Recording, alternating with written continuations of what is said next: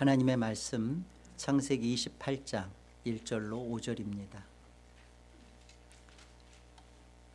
하나님의 말씀입니다.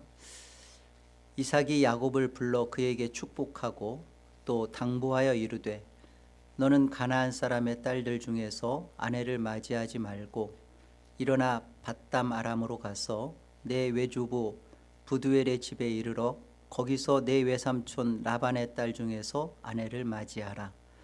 전능하신 하나님이 네게 복을 주시어 내가 생육하고 번성하게 하여 내가 여러 족속을 이루게 하시고 아브라함에게 허락하신 복을 네게 주시되 너와 함께 네 자손에게도 주사 하나님이 아브라함에게 주신 땅 곧 네가 거류하는 땅을 네가 차지하게 하시기를 원하노라.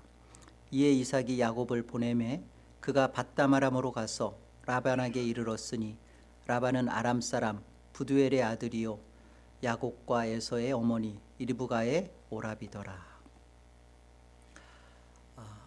우리 본문 시작은 그냥 이삭이 이렇게 시작되지만요, 원어에는 그리고가 있습니다. 그래서 그리고 이삭이 야곱을 불렀다입니다. 그리고라는 말은 지금 리브가가 그 이삭에게 한 말을 듣고란 뜻이죠. 그 46절 그 27장 30 그 마지막 46절에 리브가가 이삭한테 했던 말을 듣고 지금 이삭이 야곱을 부른 겁니다. 1절과 2절을 보시면요, 이렇게 얘기해요. 야곱이 이제 이삭 앞에 갔을 때 그 이삭이 이렇게 축복하고 또 당부라고 되어 있지만 사실은 엄하게 명하는 거예요. 꼭 이렇게 해라 이런 뜻이죠. 너는 이 가나안 사람의 딸들 중에서 아내를 맞이하지 말고, 이 말은 가나안을 떠나라는 얘기죠. 일어나서 밧담 아람으로 가서, 그러니까 지금 있는 이 거리로부터 밧담 아람은 약 800km 떨어진 거리예요. 그곳으로 가서 이제 네 외조부 부두엘 또 네 외삼촌 라반의 딸 중에서 아내를 맞이하라. 셈족의 혈통인 이 믿음의 결혼을 해라라는 말이죠. 여러분, 이 밧담 아람으로 떠나는 이 여행의 성격은요, 이제 리브가가 말한 것처럼 또 지금 이삭이 말하는 것처럼 이제 결혼을 겉으로는 얘기하고 있지만, 이게 그것을 결혼을 얘기하면서 이제 도피의 길로 보이는 것 같지만 실제 사실은 이 길은 구속의 길입니다. 구속사의 길이에요. 이 일을 떠나는 이 밧담 아람으로의 이 여행길을 누가 하신 일인가? 그리고 누구의 의지로 떠나게 한 것에 이루어지는, 누구의 의지로 이 일을 진행시킬 것인가? 또 결국은 누구의 목적대로 되어지고야 말 것인가? 이것이 단순히 겉으로는 도피의 길처럼 보이지만 아니에요. 여기에 구속사가 담겨져 있는 길입니다. 하나님의 의지가 담겨 있고요, 하나님이 이 일을 행하십니다. 어떤 하나님이냐? 그래서 3절에 이렇게 이삭이 말하죠. 전능하신 하나님이, 여기 전능하신 하나님이 네게 복을 주신다, 이 일을 이루신다라고 하면서 이 전능하신 하나님이라는 말을 써요. 엘샤다이죠.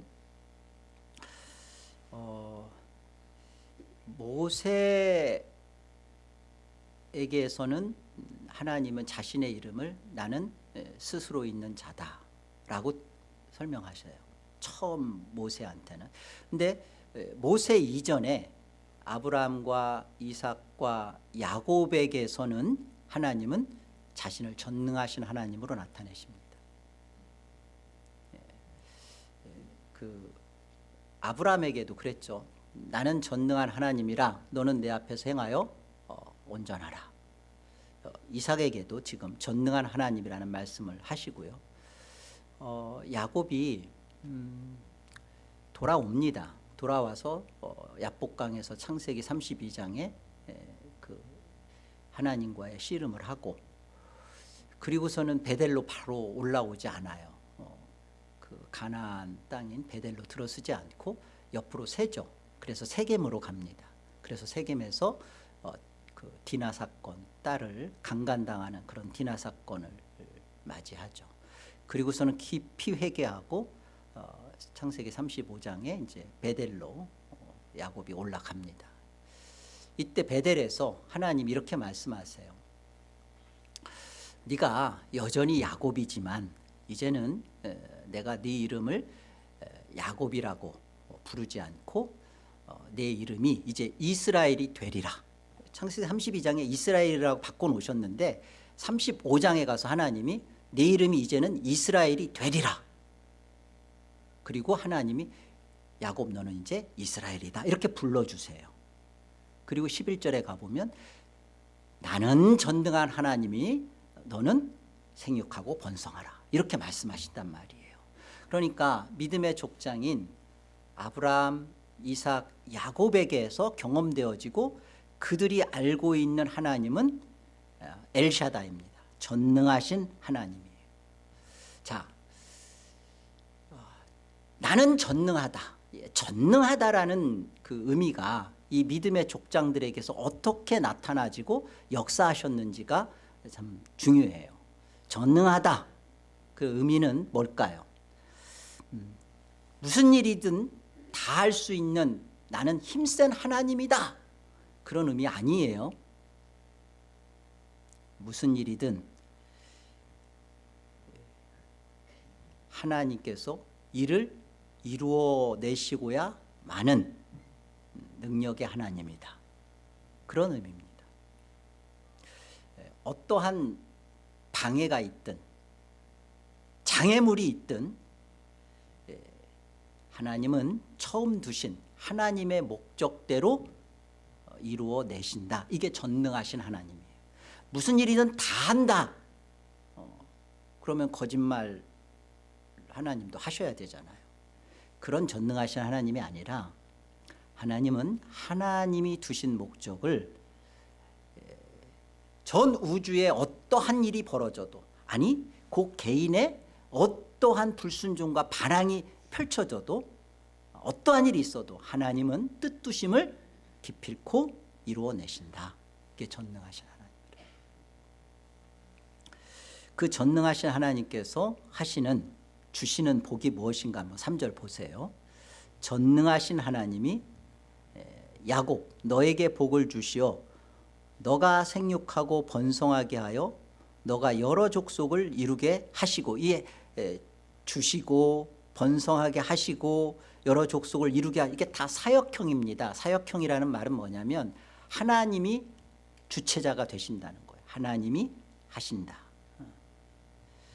그러니까 야곱에게서의 조건이 마련되거나 야곱 너의 순종이 있으면 이렇게 된다가 아니라 여부와 상관없어요. 야곱에게서의 조건이나 또 야곱의 순종과 상관없이 하시겠다는 거예요. 지금 바뀌어 있지 않은, 여전히 속이는 자요, 또 그 감추는 자요, 그런 바뀌어 있지 않은, 지금 야곱의 나이가 몇 살이에요? 77입니다. 여러분 77쯤 어간에 대해서 바뀌어 있지 않은 것 같은 내 모습 때문에 고민되시는 분은 이 큰 은혜가 되길 바라요. 지금 77살로 여전한 자신의 모습 때문에 있는 그 범죄자죠. 사실은 이 야곱입니다. 여기에 하나님이 주체적으로 복을 주시겠다 하는 말씀이에요. 근데 그 주시는 복의 내용을 보면 생육하고 번성하게 하겠다는 거예요. 그러니까 77이 먹도록 이렇게 도당체 바뀌어 있지 않은 이 야곱에게 하나님이 주시겠다라는 복은 생육하고 번성이에요. 생육하고 번성. 생육하고 번성한다는 게 도대체 어떤 복인가를 바르게 알아야죠. 생물학적 의미 아닙니다. 야곱아 너는 많은 자손을 낳고 그리고 이렇게 네 자손들이 아주 번창할 거야 라는 그런 의미 아니에요. 하나님의 형상의 존재들로, 다시 말하면 하나님 나라의 백성들로 가득 채워진다라는 의미입니다. 창세기 1장 27절로 28절 가볼까요? 하나님이 자기 형상 곧 하나님의 형상대로 사람을 창조하시되 남자와 여자를 창조하시고 하나님이 그들에게 복을 주시며 하나님이 그들에게 이르시되 생육하고 번성하여 땅에 충만하라. 여러분, 이 하나님이 창세기 1장에서 지금 복을 주시는 그 복받는 존재는 누구냐면 하나님 나라의 백성의 사람들의 모습입니다. 이 하나님의 형상의 소유자로, 그러니까 영원토록 하나님 나라에 함께 거하는 그 하나님 나라의 자녀들로 그들에게 주시는 복이 뭐예요? 하나님의 형상인 소유자들에게 생육하고 번성하라는, 그 생육하고 번성하라는 그 존재들이 어떻게 해요? 하나님의 말씀에 불순종함으로 말미암아 에덴 동산에서 하나님 나라에서 쫓겨나는, 추방당하는 일이 벌어지죠. 그게 창세기 3장 24절이잖아요. 이같이 하나님이 그 사람을, 아담입니다, 쫓아내시고 에덴 동산 동편에 그룹들과 두루 도는 불칼을 두어 생명나무의 길을 지키게 하시니라. 자, 이 에덴 동산 바깥으로 하나님 나라의 모형이었던 에덴에서 추방당한 전 인류는 어떻게 살아요? 네, 결국은 하나님의 이름을 부르는 자들도 있었지만 결국은 어떻게 돼요?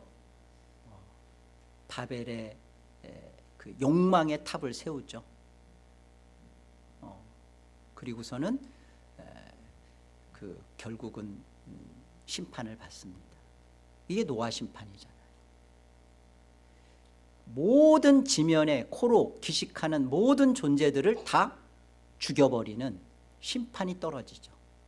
여기에서 하나님은 방주, 이 언약궤와 같은 궤, 바로 그 하나님이 범죄한 그 인간들을, 인류를 어떻게 다시 한번 재창조시키겠다라는 하나님의 언약의 약속인 방주, 예수 그리스도를 상징하는 이 방주 속에 노아와 그의 아들들 8명이죠.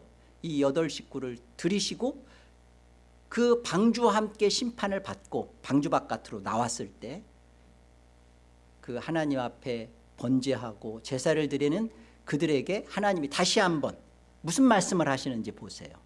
창세기 9장 1절 보세요. 하나님이 노아와 그 아들들에게 복을 주시며 그들에게 이르시되 생육하고 번성하여 땅에 충만하라. 6절 보세요. 다른 사람의 피를 흘리면 그 사람의 피도 흘릴 것이니 이는 하나님이 자기 형상대로 사람을 지으셨음이니라. 너희는 생육하고 번성하여 땅에 가득하여 그 중에서 번성하라 하셨더라.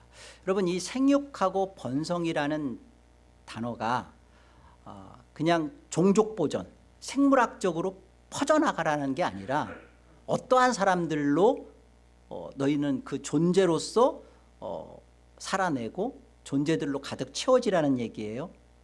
예, 하나님이 목적 두신 하나님의 형상의 소유자들로, 하나님의 자녀들로, 하나님의 백성으로 채워지라는 뜻이죠. 지금 야곱에게 주시는 복이 이거예요. 아주 이렇게 그것을 이루시겠다는 거예요. 그러면서 이 복은 내가 아브라함을 통하여 시작한 복이고 시작한 아브라함의 복이 기필코 너에게서 이루어지고야 말 것이다 라는 것을 거듭 이삭을 통하여서 하나님이 거듭 약속하시고 확인시켜 주는 거란 말이에요. 4절을 보세요. 오늘 본문 4절 우리 같이 한번 합독합니다. 함께요.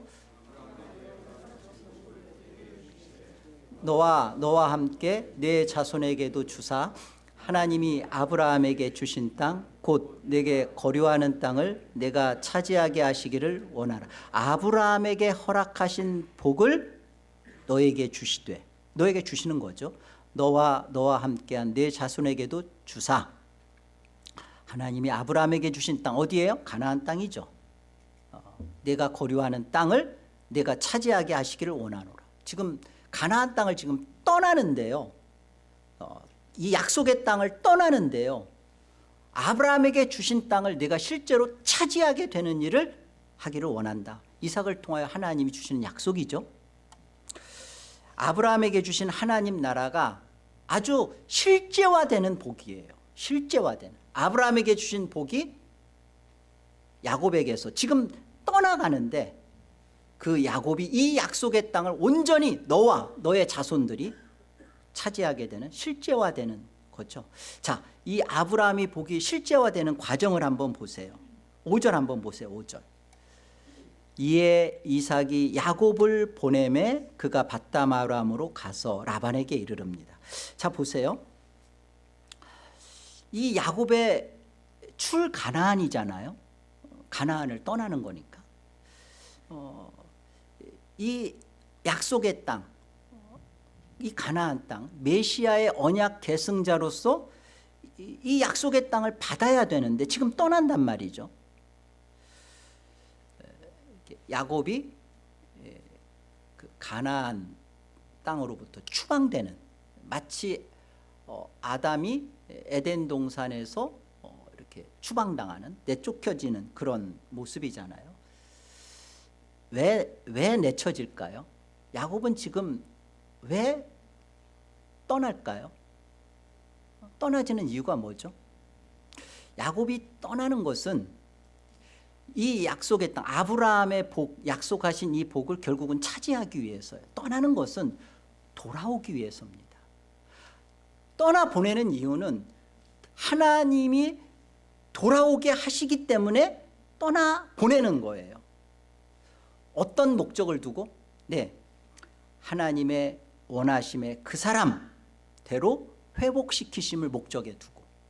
그러니까 떠난다는 것으로 끝나는 게 아니라 왜 떠나느냐? 돌아오게 하겠다는 거예요. 어떤 자로? 예, 하나님이 아브라함에게 약속하신 그 복을 온전히 차지하고 소유하는 자로, 그런 존재로서 회복시켜서 이 땅을 차지하게 만들겠다는 거예요. 그러기 위해서 가는 거예요. 그러기 위해서 보내지는 거예요. 전능하신 하나님의 새 창조 역사죠. 하나님이 내가 만들어내겠다, 내가 약속한 복을 복되게 하겠다라는 하나님의 구원 의지예요. 보세요. 그렇기 때문에 5절에 보시면 이삭이 야곱을 보내는데요, 실상 빈손이에요. 여러분, 우리 엘리에셀이 리브가를 얻기 위하여 엘리에셀이 이렇게 리브가를 만나러 갈 때 결혼 집창금을 갖고 가잖아요. 낙타 10필이었죠. 10마리. 그리고 거기에다가 은금 패물에다가 많은 것을 가지고 갔어요. 지금 야곱도, 지금 이삭이 그러잖아요. 너 이 가나안에서 여인 하지 말고 저기 그 라반 거기 가서 그 여인과 결혼. 지금 결혼을 목적으로 보내는데 땡전 한 푼도 안 줘요. 빈손으로 가잖아요. 그렇죠? 빈손으로 가서 어때요? 이 라반이 얼마나 돈을 좋아하는 사람인데요.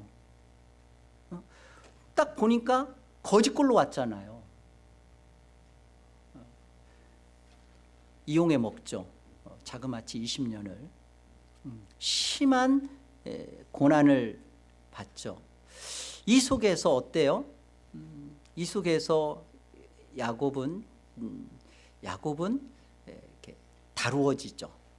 결국은 하나님이 원하시는 그 사람으로 다루어지죠. 이스라엘이 되어지는, 그리고 결국 그 12 아들을 이끌고 돌아오는, 빈손으로 보내집니다.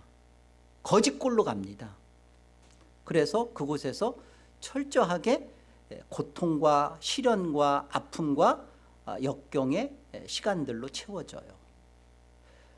보란듯이 많은 돈을 갖고 결혼 지참금을 가지고 갔으면 라반에게서 이런 대우 없어요. 종살이 하잖아요. 이 모습이요,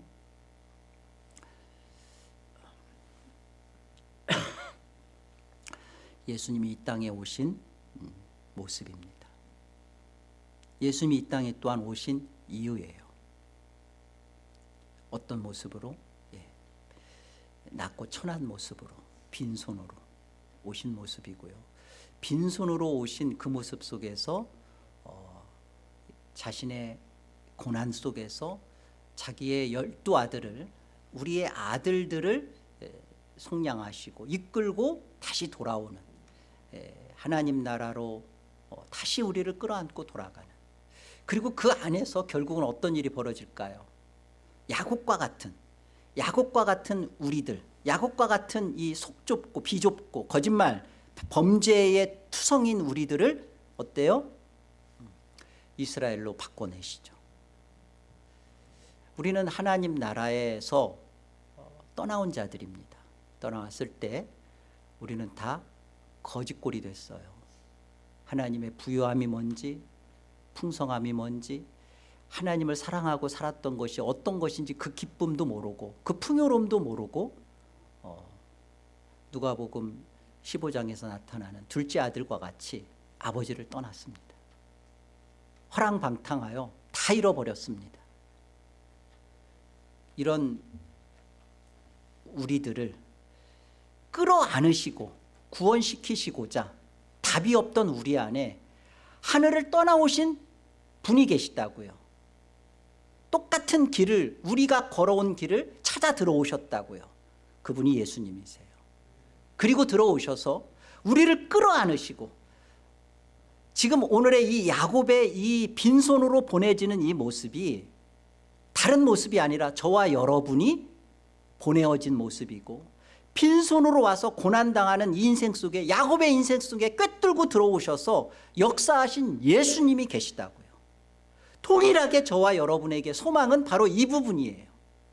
우리 인생 속에 예수 그리스도가 들어오셔서 야곱의 인생과 같은 우리의 인생을 하나님 나라로 회복시키고 하나님의 형상의 존재들로 이루어내시는구나. 이 소망의 모습입니다. 그래서 보세요. 창세기 36장을 가보세요. 1절입니다. 에서 곧 에돔의 족보는 이러하니라. 에서가 가나안 여인 중 헷족 속 엘론의 딸 아다와 휘족 속 시브온의 딸인 아나의 딸 홀리바나를 자기 아내로 맞이하고 또 이스라엘의 딸 느바요스의 누이 바스맛을 맞이하였더니, 아다는 엘리바스를 에서에게서 낳았고 바스맛은 느우엘을 낳았고 홀리바는 여우스와 알람과 고라를 낳았으니 이들은 에서의 아들들이요 가나안 땅에서 그에게 태어난 자들이더라. 가나안 땅에서 태어났습니다. 이들이. 에서가 자기 아내들과 자기 자녀들과 자기 집의 모든 사람과 자기의 가축과 자기의 모든 짐승과 자기가 가나안 땅에서 모은 모든 재물을 이끌고 그의 동생 야곱을 떠나 다른 곳으로 갔으니. 창세기 36장은 이제 베델로 돌아온, 가나안 땅으로 돌아온 야곱입니다. 야곱이 돌아오니까 누가 떠나요? 에서가 떠나잖아요. 에서가 떠날 일이 있나요? 그 가나안 땅에서 그 부유함을 맛보고 털을 잡고 있었는데 누가 오니까? 야곱이 돌아오니까 에서가 떠나죠. 에서가 떠나는, 어디로 떠나냐? 에서는 세일산으로 떠납니다. 이 세일 땅은요 가나안 바깥이에요. 에돔 족속이 이루어지는 곳이 바로 이 세일산이라고요. 요단강 건너편. 놀랍지 않나요? 약속의 땅을 에서는 받을 수가 없어요. 누가 돌아오니까? 네, 하나님의 백성, 약속하셨던 그 야곱이 다루어지죠. 어디에서? 라반이 있었던 그 광야에서 다루어지죠. 이스라엘로 만들어지죠. 그러나 그게 종살이였잖아요. 빈손으로 간, 너무나 거짓골로 아무것도 내세울 것이 없는, 그래서 속고 또 속는, 그리고 또 빼앗기는 그런 세월이었잖아요. 그런데 거기서 만들어지죠. 내가 거짓말쟁이였구나. 내가 까도 여전히 내 속을 감추고 살았던 자구나. 철저하게 자기 허무함과 자기의 실존을 본 존재죠. 그 자리가. 그리고서는 돌아오죠. 그러니까 하나님 나라를 유업으로 받을 수 없는 에서 약속의 땅을 떠나게 되는 겁니다. 여러분, 성경을 구속사로 본다라는 말은 이런 의미예요. 인물을 이중 계시로 본다는 거예요. 여러분, 성경을 구속사로 본다는 말이 도대체 뭐야? 한 인물에 대해서, 성경이 말하는 인물에 대해서 이중 계시로 성경이 다루고 있다는 겁니다. 무슨 말이냐면, 자 보세요. 야곱을 지금 예를 들게요. 야곱은 첫 번째, 저와 여러분을 상징합니다. 언약을 받은 성도예요. 그래서 새 사람으로 야곱이 돌아오자 옛사람인 예서가 떠나게 되는 것을 보여주고 있는 거예요. 지금 1차적으로. 그죠? 이게 첫 번째, 첫 번째를 설명하는 거예요. 두 번째는 야곱은요, 예수님을 상징해요. 언약을 이루어가는 주체자이시죠. 누가요? 예수님이. 그래서 야곱은 예수님을 상징하고서요, 이게 예수님이 오심으로 어떤 일이 벌어졌죠? 하나님 나라가 임했죠. 그러니까 어떤 일이 벌어져요? 마귀가 쫓겨나가죠. 이 땅에 몸을 입고 예수님이 오셨어요. 오시자 벌어진 일이 뭐예요? 성경은 분명히 말합니다. 내가 하나님 나라를 가지고 왔다. 내가 하나님 나라를 가지고 온 증거가 뭐냐? 마태복음 12장에 귀신이 쫓겨나가더라는 거예요. 예수님이 오심으로 예서는 나가는 거예요. 하나님의 나라 바깥으로 나가는 거예요.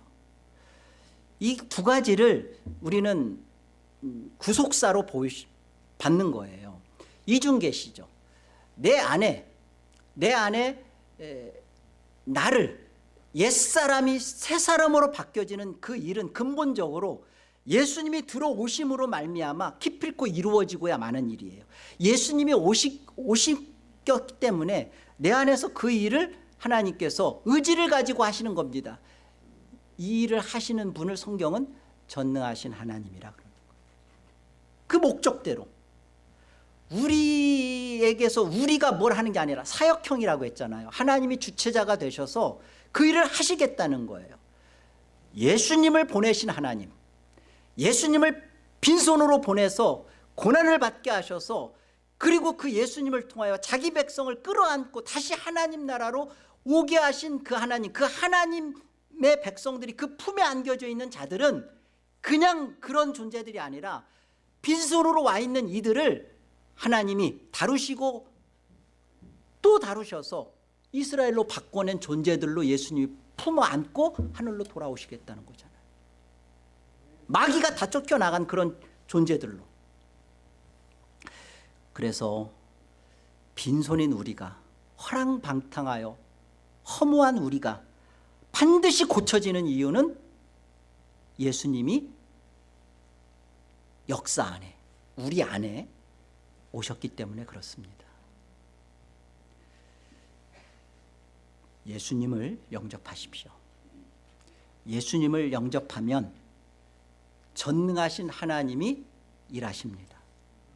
예수님이 들어와 있지 않은데 내가 무엇을 한들 고쳐지는 거 아니에요. 내가 올해는 뭐 안 해야지, 올해는 뭐 해야지. 그래서 그게 될 일이 아니라고요. 그럼 어떻게 되고야 마느냐?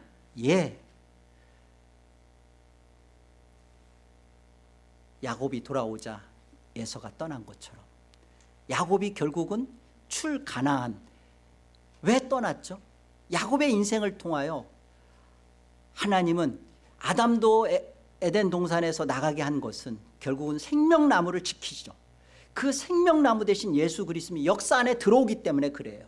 그 예수 그리스도를 먹고 예수 그리스도를 가진 그 인생으로 다시 돌아오게 하는 일을, 야곱도 그렇게 하신 것처럼 저와 여러분의 인생도 그렇게 하나님이 목적을 두고 계시다고요. 우리가 하나님 나라에서 추방된 이유, 하나님 나라를 떠나온 이유는요, 이거예요. 죄인은 없나니 하나도 없음에 여기에서의 구원과 영생이 아닌 거예요. 의인은 없나니 하나도 없도다. 없습니다. 하나님을 사랑하지 않잖아요.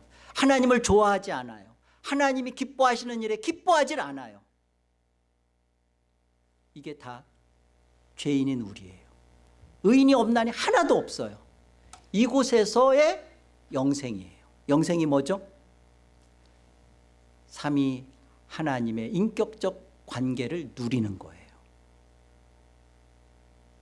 비로소 우리는 마음 깊은 곳에 이런 고백이 있습니다.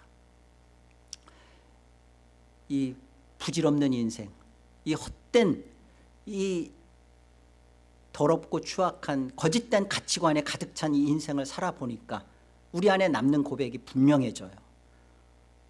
진정한 기쁨과 만족은 하나님과의 인격적인 누림이구나. 하나님을 참으로 소유하고 그 하나님의 관계 안에서 나를 발견하는 것이며 그 하나님을 사랑하는 것이구나. 이것이 구원이고 이것이 영생이구나. 여러분, 이 하나를 이루어지고 만들어가지는 일에 하나님은 우리가 죄 짓는 것도 허용하시면서 우리의 넘어짐도 허락하시면서 우리를 다루어내신다고요. 어떻게? 예수님 안에 실제로 들어가는 인생으로, 예수 안에 참으로 묶여지는 인생으로 이것 하나를 다루신다고요. 그래서 예수 안에 있어 보니까 내 안에서 에서가 떠나는 거예요. 내가 에서를 몰아내는 게 아니라, 에서를 내가 벗겨내는 게 아니라 참으로 돌아오신, 내 인생 안에 들어오시는 이 하나님 나라를 떠나서 인생이 되시고 그 인생이 되신 예수님이 내 인생 안으로 들어오시니까 나의 옛사람이 떠나는 거예요. 야곱의 결혼 이야기는요, 신부를 찾아 떠나는 남자 이야기죠. 교회를 찾아 떠나온 예수님을 담아내고 있는 겁니다. 이사야서 53장을 보겠습니다. 이사야서 53장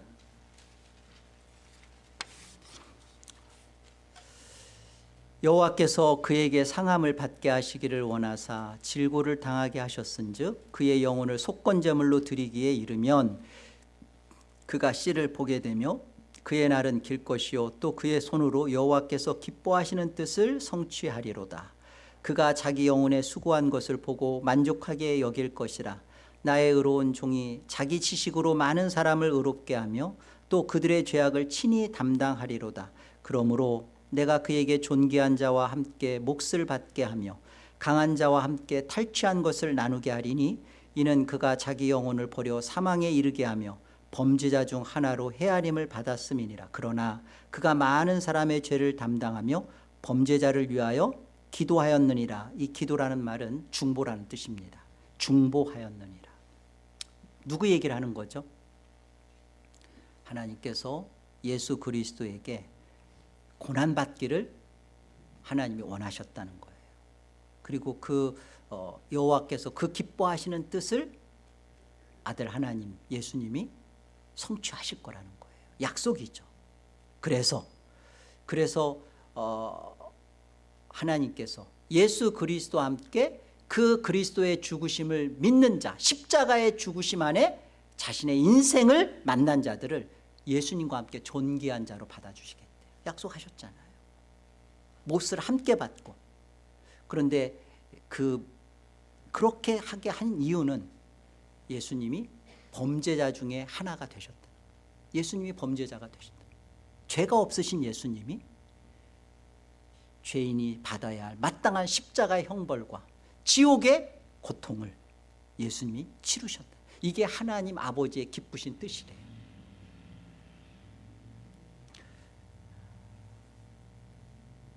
여러분, 신부를 찾아, 그 교회를 찾아 하나님 나라를 떠나온 예수님의 이 모습을 오늘 야곱이 밧담 아람으로 떠나는 모습으로 보여주는 게 구속사예요. 단순히 야곱이 가네, 도피길로 가네, 그게 아니라 겉으로는 그렇죠. 그러나 어떻게 돌아옵니까? 12아들을 데리고 돌아오잖아요. 지금 이삭을 통하여 말씀하신 전능하신 하나님이 이 일을 야곱의 인생 가운데 했다라는 것을 오늘 우리에게 왜 이 아침에 알려주시는 거예요? 예수 그리스도를 야곱이 그 안에 담아두고 있었던 것처럼, 하나님이 그렇게 하신 것처럼 예수 그리스도를 가지고 있는 저와 여러분에게 하나님이 이렇게 우리의 인생을 허락하셨고 지금 하고 계시고 기필코 그렇게 하고야 만다는 거예요. 12아들을 가지고 돌아오는 인생처럼 우리가 공수래 공수거네, 빈손이네, 그러니까 나는 빈손은 아니에요. 인생 속에 들어오신 예수님이 우리를 만들어내십니다. 누구로? 이스라엘로. 그래서 역사 속에서 오면요, 지금 이 야곱이 걸어갔던 것처럼 똑같은 인생을 예수님이 이 베들레헴에서, 가나안에서 그가 또 떠나요. 저 애굽으로 떠나요. 그리고 또 다시 돌아오세요. 이 모습들이 이게 성경에서 야곱의 그 인생에 예수 그리스도가 함께하는 묶여진 인생이라는 것을 계속 증거해내고 있다고요. 이 인생입니다. 저와 여러분의 인생이, 우리가 하나님 나라를 떠나왔어요. 우리가 하나님 나라로 돌아가요. 우리 자신이 죄가 없어서, 우리 자신이 죄를 해결해서, 아니요. 예수님이 이 땅에 오셔서 행하셨기 때문에, 그리고 우리 인생을 품으셨기 때문에, 예수 그리스도의 인생 속에 우리 인생이 들어갔기 때문에 예수님이 올라가신 것처럼 우리가 그 예수 그리스도와 함께 올라가는 거고요. 기필코 그렇게 되어진다는, 이게 성경의 약속이고 보증입니다. 누가복음 13장을 보세요.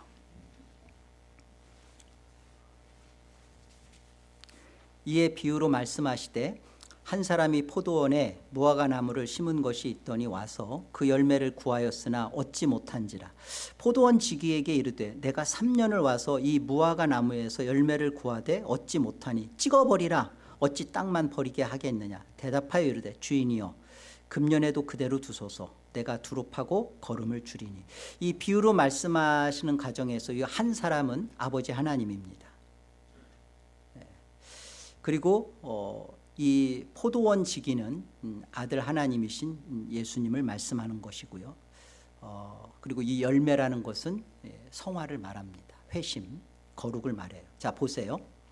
한 사람이 포도원에 하나님 나라를 모형으로 두고 있는 거죠. 포도원에 무화과 나무를 심습니다. 이거 자체가 말이 안 돼요. 포도원이면 포도나무를 심어야 되잖아요. 네, 무화과 나무. 가치가 떨어지는 거예요. 이유가 없어요. 아니, 포도원에 포도나무를 심으려고 포도밭을 갖고 놓고서 거기다 가치도 없는 이상망측한 무화과 나무 하나를 거기다가 심어요. 이 한 사람, 주인이 정말 알 수가 없는 거죠. 그러나 심어요. 그리고서는 열매를 구합니다. 회개를 구합니다. 거룩을 구합니다. 그런데 얻지를 못해요. 어느 정도냐? 여기 보니까 3년이에요. 3년을 와서 이 무화과 나무에서 열매를 구하되, 이 3년이 어떤 성경 해석자들은 예수님의 공생의 3년이다라고 얘기합니다. 뭐 그럴 수도 있겠죠. 그러나 성경 전체적으로 볼 때 이 3년은요, 단순히 3이라는 숫자만을 갖고 있는 게 아니라 되어질 때까지예요. 완성의 숫자잖아요. 3년. 내가 올해는 맺어졌겠지 하고 온 거예요. 그런데 없어요. 사실은 이 무화과 나무가 포도밭에서 열매를 맺히려면 그 3년, 4년이 거쳐야 열매가 맺힙니다. 그리고서는 3년인 거예요. 그러니까 숫자적으로 따져봐도 6, 7년인 거예요, 사실은. 그런데 성경에서 말하는 3년은요, 이 주인이 회개하기를 기다리면서 인내하고 기다리는 그 기간을 말하는 거예요. 3년. 내가 이때쯤이면 변했겠지. 안 변했어. 아니 뭐 올해쯤이면 이제는 벌써 신앙생활 한 지가 30년인데 이때쯤이면 됐겠지. 와서 보니까 안 변했어. 그 모습 그대로야. 지금 그 얘기를 하는 거예요. 그러니까 찍어버리라. 어찌 땅만 버리겠느냐. 없애버려라. 이제 포도원 지기에게 말을 한 거예요. 내가 3년을 너 이럴 수가 있냐. 그럴 때 포도원 지기가 8절 뭐라고 말해요? 같이 한번 합독합시다. 대답하여 이르되 주인이여 금년에도 그대로 두소서. 내가 두릅하고 거름을 주겠습니다. 금년에도 그대로 두시옵소서. 내가 두릅하고 거름을 주겠습니다. 변하지 않아 있는 모습에 대하여 어떻게 하면 변할 것이냐가 아니라 내가 두릅하고 거름을 더 줘서 하겠습니다. 예수가 누구인지, 예수가 어떤 일을 하셨는지, 그 예수 그리스도가 그 안에 성령으로 임하여지는 일을 내가 그 안에 역사하여서 열매를 맺게 하는 일을 내가 하겠습니다. 금년엔 그대로 두시옵소서. 야곱이 빈손으로 나가서 죄의 노예 생활을 하고 그러나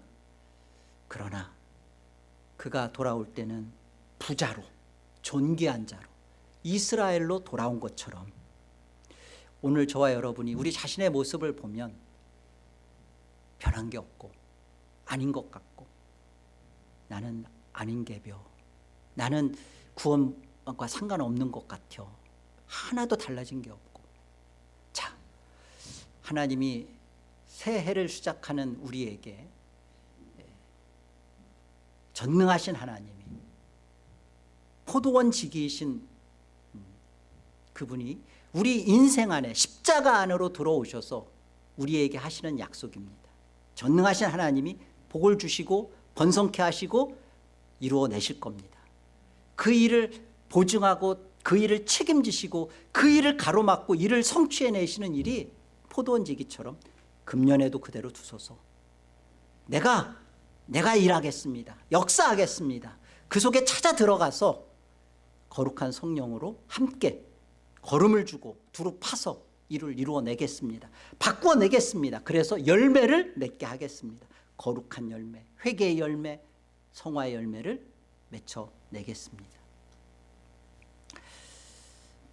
야곱 안에 계신 예수 그리스도가 야곱의 인생을 12아들로 채웠던 것처럼 우리 인생 안에 들어오신 예수 그리스도 때문에 우리가 올해는 열매를 맺을 수밖에 없게 하시겠다는, 열매를 맺게 하시겠다는 전능하신 하나님의 약속입니다. 일하심입니다. 출애굽기 12장을 보세요. 여호와께서 애굽 사람들에게 이스라엘 백성에게 은혜를 입히게 하사 그들이 구하는 대로 주게 하심으로 그들이 애굽 사람의 물품을 취하였더라. 이스라엘 자손이 라암셋을 떠나서 숫곳에 이르니 유아에 보행하는 장정이 60만 가량이라. 수많은 잡족과 양과 소와 힘이 많은 가축이 그들과 함께 하였으며. 출애굽할 때 이스라엘은요 약 430년 동안 종살이를 하고서 나올 때 바로한테서 나오는 것도 기적이지만 나올 때 요구를 합니다. 은금 패물을 요구하고 수많은 소와 양떼들을 다 데리고 나와요. 이게 말이 안 되는 일이잖아요. 몸만 급하게 빠져나오기도 벅차고 그것만도 바로가 큰 걸 해주는 것 같은데 요구해요. 금 요구합니다. 달라고. 또 줘요. 양과 소 다 데리고 나옵니다. 자, 이걸 가지고 나와서 결국 광야에서 무슨 일을 하게 되죠? 이 가지고 나온 금으로 성막을 져요. 여러분, 엘리에셀이 리브가를 찾아올 때 낙타 10필과 은금 패물을 가지고 온 것은 이 성막 리브가를 얻는 거예요. 얻는 거예요. 성막을 짓는 거예요. 처음 출애굽할 때는 성막을 짓는 겁니다. 그러나 지금 출 가나안이 벌어지는 야곱은 이삭이 빈손으로 보내요. 어떤 일이 벌어지는 거죠? 빈손으로 가서 그곳에서 성막을 만드는 게 아니라 성막이 되어지는 거예요. 이미 성전이잖아요. 이미 성막이잖아요. 이미 아무것도 없는 게 아니라 이미 성막으로 나온 거라고요. 그래서 그 라반의 종살이 속에서 만들어집니다. 하나님 나라로. 더 이상 은근 패물을 갖고 나오는 게 아닌 거예요. 그러니까 야곱의 빈손의 의미죠. 이미 성전된 우리 안에서 일하시는 하나님의 전능하심을 보여주시는 겁니다.